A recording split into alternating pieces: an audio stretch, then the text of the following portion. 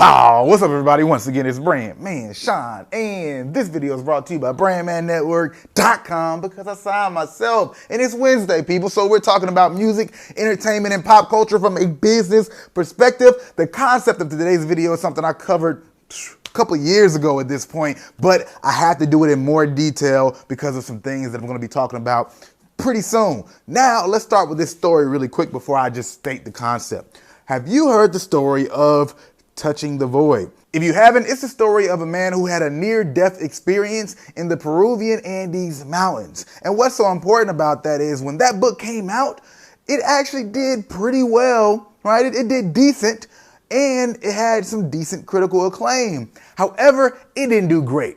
But the important thing to note about this is 10 years later, a decade later, a book called Into Thin Air came out. And when that book came out, right, with a bigger platform and bigger push, Touching the Void actually started to do better. And then, next thing you know, people noticed it, right? The sellers noticed it, and they started to put Touching the Void next to Into Thin Air, right? They start placing the book. Just like, let's say if you were in a checkout aisle and you'll see those magazines that are right there. So let's say wherever that magazine is, they put this other magazine next to it. And then they watch those sales rise until eventually Touching the Void, the book that had dropped and didn't do all that great.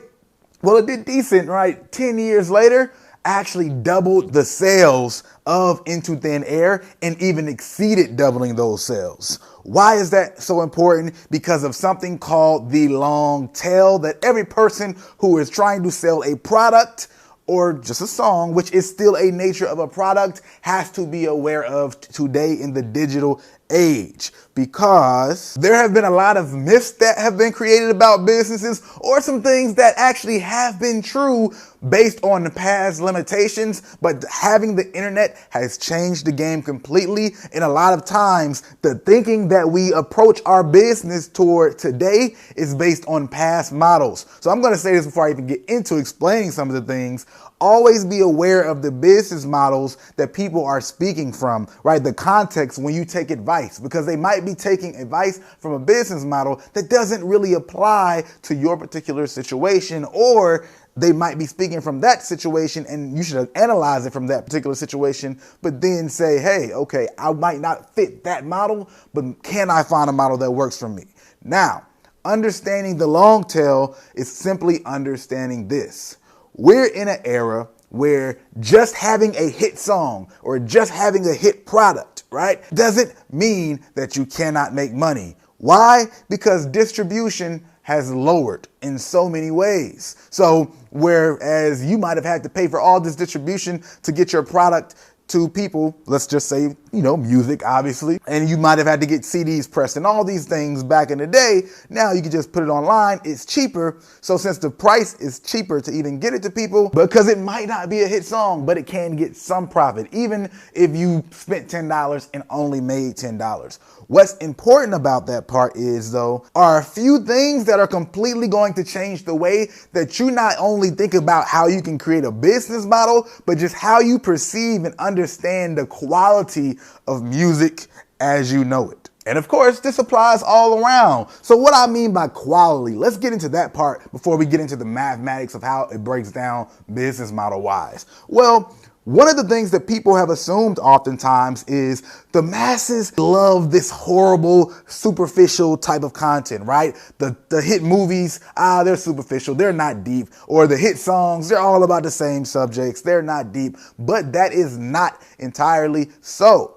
So many of us have our own preference. In some category, we might kind of be that highest or lowest common denominator, right? We might be that person who likes the basic stuff. But in a lot of other categories and spaces, we do also like the more particular things. And that goes for every individual. So when you actually play that out into the marketplace, what that looks like is there's a lot of content that we think, yo, this should have way more views than this other content. It's way better. It shows better technique, right? It has more substance in it, whatever we're judging in terms of quality. But the fact is we identify with this particular thing and then start to judge the masses and how that quality looks and why those things are all the same and why we keep hearing that. But it's not necessarily a result based on everybody's taste. A large part of that is actually people's awareness. People actually underestimate the amount of effect that marketing not only has on demand, but people's taste. And what I mean by that is, if you're in a hit-based marketplace, which is what things have been prior to the internet because the limitations of physical space, right? To make the most amount of money as a business, you need the hits, right? You don't have the space to have a lot of content that doesn't really perform highly. And of course, as a business, what you're going to do is two things. One, try to find the product that's going to be able to reach the broadest audience, and two, try to market as much as possible to this broadest audience to, one, actually let them know this thing exists, and two, sway them that this thing is amazing. So a lot of what you see is based on the fact that businesses are really trying to go through that model. So when we look at a record label is pushing those things because they're trying to maximize dollars and they believe that that's going to create the most amount of income. A proof and example of this is basically when you hear underserved audiences say that they can't get a movie made because the industry doesn't think a black movie can be profitable, an Asian movie can be profitable, or whatever segment of movie can be profitable. However, once a product is made in that space and it becomes a hit, next thing you know, it starts to open doors and more of these industry, heads, whether it's a movie studio or a record label, they start to fund more of that type of thing because it's working. It's not always because they're being against a certain type of population or segment. A lot of times it's because they don't think, ignorantly so, right, that certain things can be profitable. And that's just to use as a anecdote to understand that that is how these people do approach the business. And when you have businesses actually working through this limited way of doing things, and then you have consumers that are limited towards that same way of doing things, then people end up thinking that what the businesses are pushing to make the most money off of are actually based on the taste of most of the population. That is not so. So understanding that will actually put a lot of artists in a far better position. Now, the more difficult part of that is the fact that, when these companies are investing so heavily in pushing something as a whole, even if people aren't necessarily judging quality off of that initially, it does have some influence that you can't ignore in creating this familiarity with the public and public starting to believe that this is what they like, right? And they're starting to become accustomed to that and they judge other music and other types of products based on that bar. But it doesn't, again, mean that's the end all be all for quality, which means your product and your music can have some sort of space. So this is where we go into part two, which is understanding that business model and just looking at straight up economics, right? Because in part two, we have to understand that once again, with the internet, there's unlimited shelf space. When you're in a grocery store, you only can put so many products in that space. When you're in a record store, you can only put so many records in that space, right? You can put so many CDs in Walmart. But when we're on the internet, we can just keep throwing more product, if it's a digital product, like more content, more movies and songs into the internet. And there's a very little low overhead to actually maintain it and to keep it there, where there's a huge price to keeping physical inventory in the real world. So with understanding that though, now you can look at the fact that the long tail has opened up. Those hits that people currently looked at to make the most money actually does not outweigh the long tail. Now, from a certain business model, it might make sense to keep focusing on hits, but there's actually a bigger marketplace when we actually look at the independent marketplace, when we actually look at independent movies and so many of these other types of niche content that might not be the most common denominator when we're trying to meet the masses, but literally by income or the amount of money that it can generate, it's a bigger marketplace and it reaches more people. It's just harder sometimes to figure out because you have to find the niche. But now, once again, because of the internet, you can look at your own music in that model. Because just like how we talked about the book and how that new book, that second book, Into Thin Air, actually was a completely different author, but it still generated sales for the prior author of Touching the Void because it brought interest into that whole category. That same thing works, of course, as many people have started to figure out when it comes to songs, right? They hear a new song that you came out with that finally blew up, and then they start to discover the other music. And then you might have an even bigger hit in your old music than this new song that finally started to take off. All that stuff people are really becoming aware of. But when we think about a business model, right, the actual money being generated, once again, you might have a hit that has 10 million views, right? Like that might be a hit for you. However, that doesn't outweigh somebody else who might have 100,000 streams on 100 songs. That equals 10 million.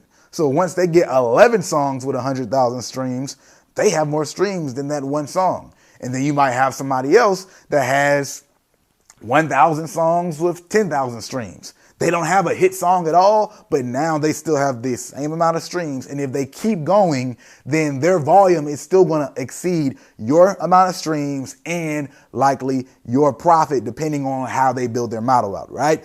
This is something to really keep in mind. Of course, monetizing fan bases is a huge part of building out your business model, but the internet has also opened up different ways of monetizing of a business model. We've always looked at things like merch and concerts and things of that nature, but the internet also allows you to drop ship merch, and the internet also allows you to do things like virtual concerts and have other virtual experiences and games and things like that that people hadn't counted for before. Right? So there's so many different ways to approach it that you don't have to be restricted to the idea and thesis of a business model that doesn't necessarily even apply to you. So artists issue and their conflict with this business model still though, and why so many people haven't really got into it, is the fact that, right, artists are focused on being liked while businesses are focused on making revenue. And this business model is high volume and let's make money. And it makes sense for a record label because back in the day where they would lose a lot of money on artists that they've invested in but don't really still hit, now, well, they can make a lot of money on the long tail and the short end when we're talking about that hit making artist. But for an artist, they're thinking, I want to be the hit-making artist, and it's almost this emotional connection or this emotional idea based on the dream that we see of becoming a big artist that actually is the conflict with the business model, which is more so, hey, my music is commoditized. I just want people to like these songs, and I can keep throwing them out. I don't have to have a lot of hit songs or have a huge fan base that necessarily even loves me as an artist. As long as the songs are churning out money, then I'm good. That's a different way of thinking about your business. But you don't necessarily have to be that as well, because there are companies that have completely commoditized music. We're just gonna put out a lot of different music. We're gonna do sync deals. We're gonna have it do whatever it does, and we're not worried about making hits. We're just worried about sheer volume. If something pops off, cool. But for an artist, you can combine the two. This is when we talk so much about getting into a niche, and when we get into this niche, how do we approach that? Okay, understanding that I can fulfill this niche again and again and again. And when I continue to fulfill this niche, I might have a very loyal fan base that listens to 100 of my songs 100,000 times, right? And now what does that money add up to? Or I might have a loyal fan base, right, that listens to 1,000 of my songs 10,000 times. Whatever that looks like, just understand that if you can find your pocket and hit those same people and double down, it'll still amount to some of these bigger companies or these bigger people's revenue. So monetizing doesn't necessarily have to look like blowing a song up. And this is where we start to get in conflict with that model again, where people are telling you, what? I gotta have a hit song, or I gotta blow this song up to have a fan base, as opposed to working to get a slow roll. It's understood, but again, if you understand the business model you want to go to, then you have to make different decisions because those are completely different paradigms. And there's some people who do a hybrid of both, but understand the business model you're trying to go after, because that's going to dictate how you perceive people's advice, how you perceive so many opportunities that come, and how you look to monetize the things that you do. Understanding this will actually help you be able to make a lot of money without having a hit product or a hit song.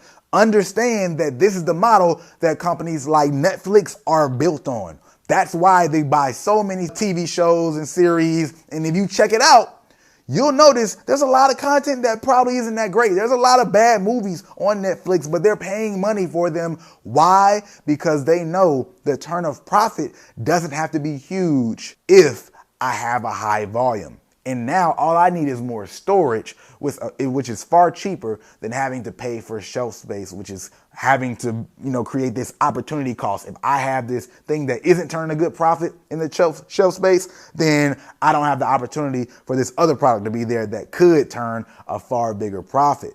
These companies do not work like that. You can work like these companies. You don't have to work on the old record label model. You don't have to worry about first week sales. You don't have to worry about even a lot of certain politics that come with approaching certain models and so many other traditional paths that people paint out, because the long tail and the internet has opened up these possibilities for artists. You're able to find this niche. So again, for an artist that might be in conflict with certain types of decisions and thinking, I understand. But for somebody who isn't an artist, especially, right, the person who's running the record label, that might be a better decision. If you're trying to build up an indie label, this is something to look at. As if you're managing, this is something to look at and considering. It should be easier to flip into some of this mentality in some way. But understand, of course, there's other people who work on a different paradigm. TDE, right, Top Dog Entertainment, they definitely worry about quality control, just like, Quality Control Music Group. They do the exact same thing. When you look at the Migos and Lil Baby and Lil Yachty versus Kendrick Lamar, SZA, Schoolboy Q, it's less about a high volume, curating slower product we build, and then we put out product and get a higher margin off of each artist versus let's do numbers. There's both models, they both do exist, and they'll both continue to exist. However, the opportunity to do the latter, the long tail model, is something that so many artists now have, and you don't have to be stuck in failure of a model that requires far more capital up front, far more resources, because of the availability of the access that we get to have with artists. We do the same thing with the product, $10 100 times over on one product versus $200 on two products. That outweighs it. You have to be able to look at economics at the end of the day if we want to be business people, because the numbers, they don't lie when we talk about the money part. People use numbers to lie, but the numbers themselves, they do not lie. Keep that in mind. Again, as always, this video is brought to you by brandmannetwork.com, because I signed myself. If you like this video, go hit the like button. If you like it, you might as well share it. And if you're not subscribed, you know what to do. Hit that subscribe button.